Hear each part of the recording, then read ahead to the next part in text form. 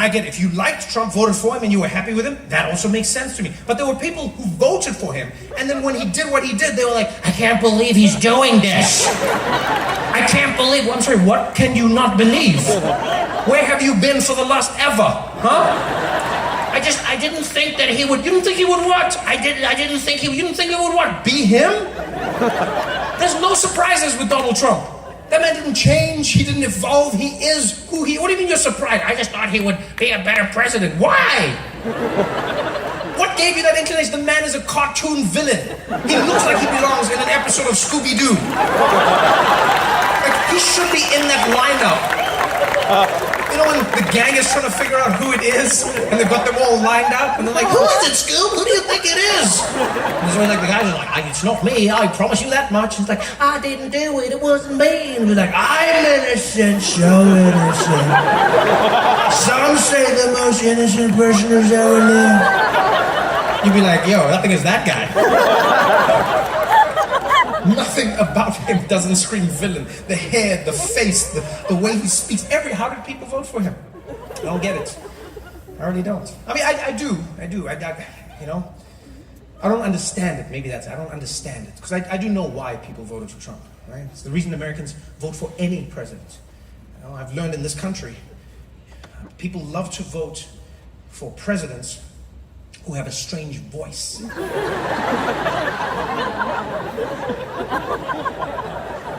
I've never particularly understood it, but it's a trend that I've noticed. If you run for president in this country and you have a normal speaking voice, you don't get anywhere. Yeah, you don't. You just come out, you're like, hey everybody, these are my policies. People are like, boo, no way. But if you have a strange voice, you win. It doesn't matter what your policies are, it doesn't matter what you talk about, just have a real weird voice and you're done. No American president has had a normal speaking voice, none. Go back as far as you want. From the very beginning of recordings of US presidents, there is none. None of them sound normal. I don't care how far back you go. John F. Kennedy, he didn't speak normally. He had a thing that he was going to do with his voice.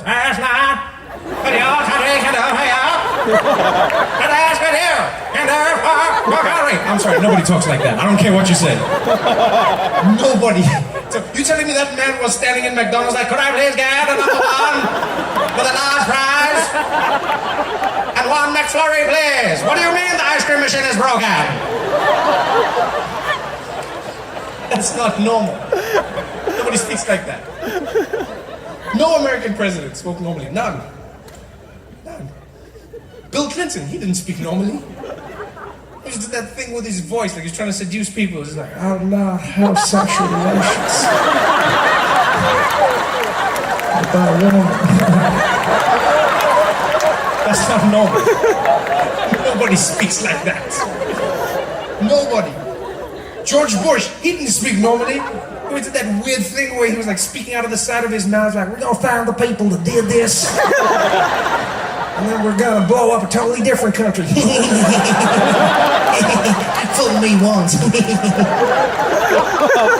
That's not normal. Nobody speaks like that.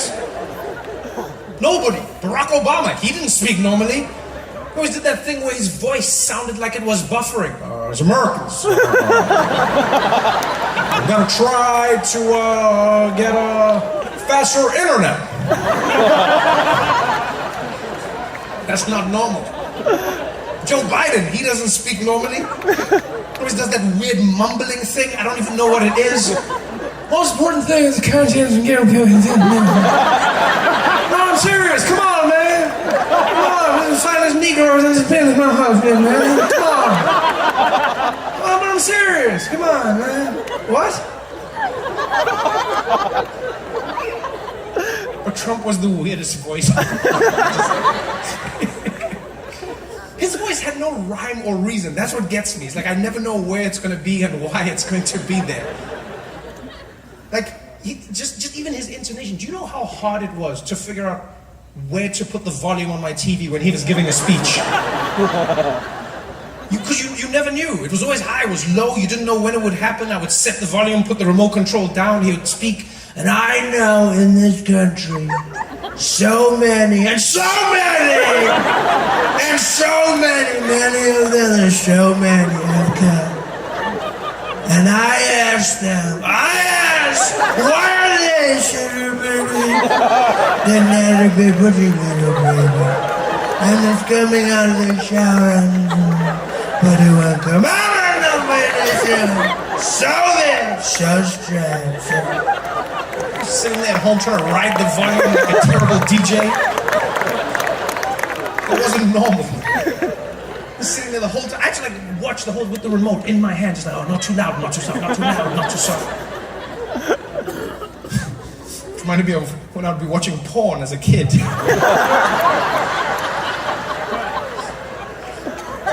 Yeah, did that ever happen to you? Like when I was a kid, I would try and watch porn at home. So it was always random, right? Like we didn't have ready access to porn when I was growing up. If you're old enough, you know what I'm talking about here, right? Because now there's just porn everywhere. There's a crazy world. Too much porn, if you ask me. No. I think like porn is fine. It's good for people to watch porn, enjoy yourself, have a good time. But now there's too much porn. It's available all the time. I think it's messing with young men's brains. You know, it really is, because like they watch porn and then they go like, "This is real life," but it's not real life. You know, and they get their minds warped. They're just like, "Oh yeah, you just walk up to a woman." And like, no, because internet porn is like that. You just click and you just jump straight into it. You know, like when I was young, porn had a storyline. You know, like the person was going to go somewhere for some reason, and they would talk, and then the sex would happen. Do you get what I'm saying? It was really important. It taught me many valuable lessons in life. Yeah, there'd be like some woman working in like her kitchen, and then like a tap would burst and spray water all over her tight shirts. And she'd be like, "Oh no, what am I gonna do? Water's everywhere." And the doorbell would ring. Bing bong. "I wonder who it could be. Come on in." The door would open. There'd be a plumber. "Good afternoon, ma'am.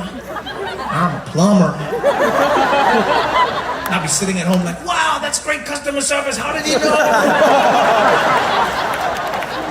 He would come in and he would fix everything. He'd be like, "We're all done here, ma'am. Is there anything else I can do for you?" She'd be like, "Well, now that you mention it." And then the music would start. And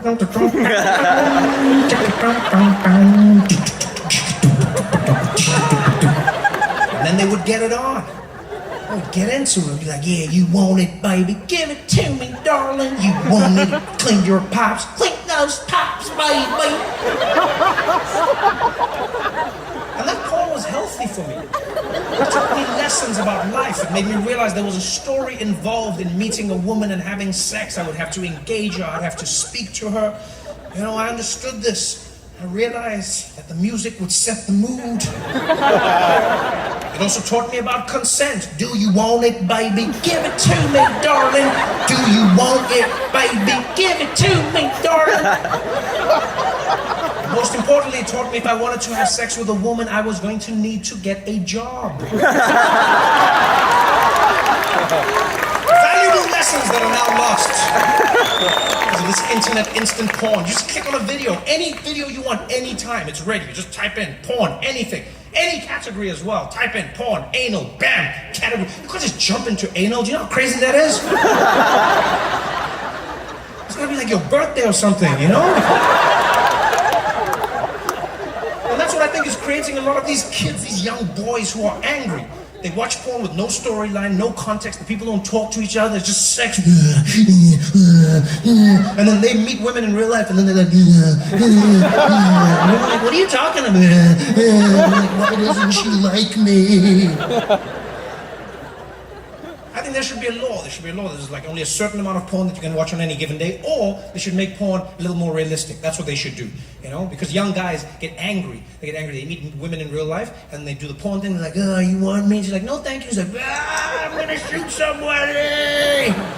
Yeah, they lose their minds. They become incels. They become no. They should say, not all porn has a good ending. That's what they should do. Yeah. Because then, when the kids watch the porn, they'll start to understand a little bit more about life. You know, they'll click on the porn, and then like someone will be there, and it'll be like, you know, it'll be like, stepdad walks in on stepdaughter getting dressed, and they'll click on it, and then, you know, the girl will be there, and she'll be like, "Oh, stepdad," and he'll be like, "Yeah, you look good," and she'll be like, "You're a creep, get out." And I'm gonna tell my mom, and she's divorcing you. This shit is over. End of porn. People are like, "Well, I guess I shouldn't do that."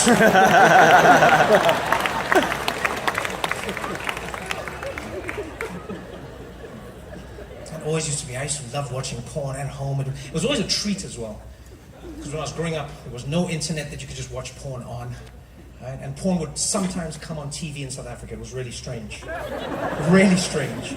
Like 3 times a year, they would randomly play porn on like national broadcast TV.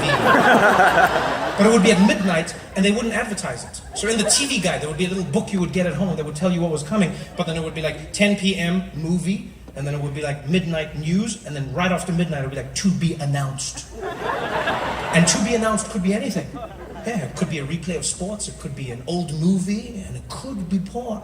And every night, every weekend, I would sit there, little 12-year-old me, and watch a movie with my mom, and then it would be finally done, you know, and she'd fall asleep, and I'd be like, Mom, you gotta go to bed. She'd be like, oh, are we going? I'd be like, no, you go.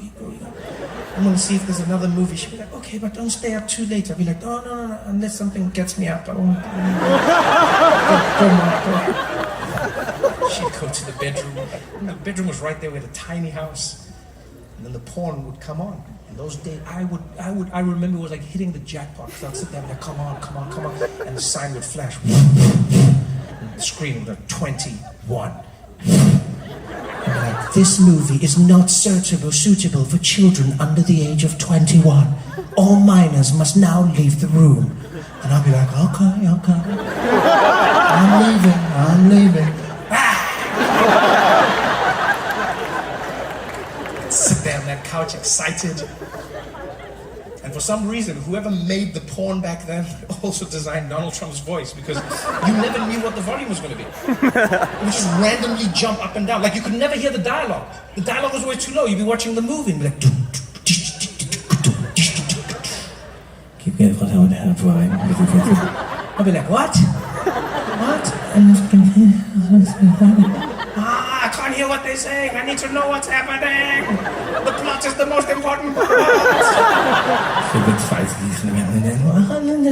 No, what are they saying? More volume. And then I'll max out the volume. Max volume.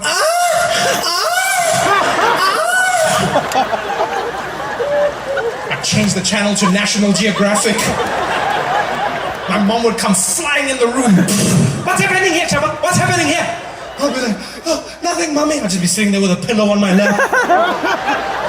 It's nothing, Mommy. What was that sound? I'll be like, it's the hyenas. They're fighting the lions. She'll be like, oh, okay. Oh, I thought it was something else. Okay. Don't stay up too late. I'll be like, no. Okay, good night, Mommy. Good night. And she'd leave. I'd be there, my heart pounding. It would just be me and Richard Attenborough. Just sitting in the room, that voice.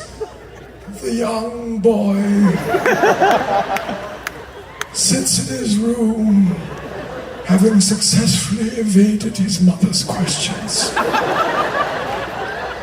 The lies have worked, and he will live to fight another day.